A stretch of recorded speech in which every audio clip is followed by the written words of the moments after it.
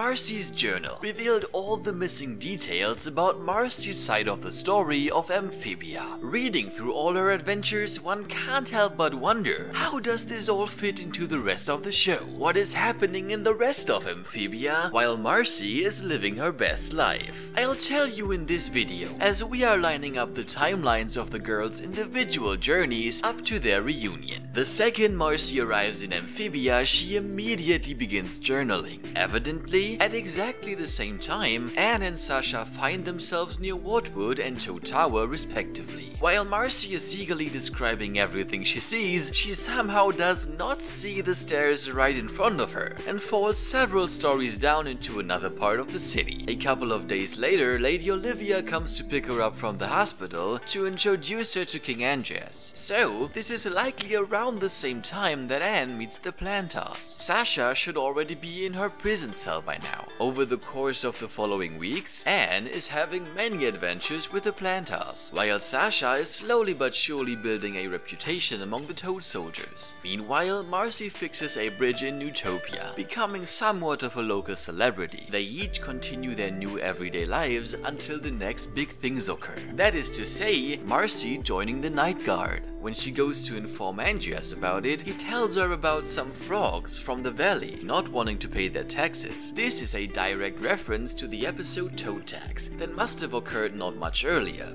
Accordingly, around this time Sasha lends Grime her help during the Heron attack on Toad Tower. Once more, the days keep passing just like that. Someday, Marcy and Andrias play a game of Flipward. She actually beats him, what not a single person except for his father has ever managed to do. Over the course of their conversation, she also spills the beans about everything that happened back on Earth right before the teleportation, regarding Anne, Sasha, their relationship, the Calamity Box, and so on and so on. The next day, Marcy begins her investigation of the Order of the Oak, which is all she can think about from that point on. Andrias, on the other hand, is still thinking about what Marcy said the night before, and is questioning her about Earth and human society. Somewhere around this time, the Frog of the Year party takes place. That, as we all know, ends in disaster at Toad Tower. A couple of days later, word of Grime's failure reaches Newtopia. So when Marcy sets out on a mission to catch the leader of the Order of the Ohm, she hitches a ride from Yunnan, Scourge of the Sand Wars!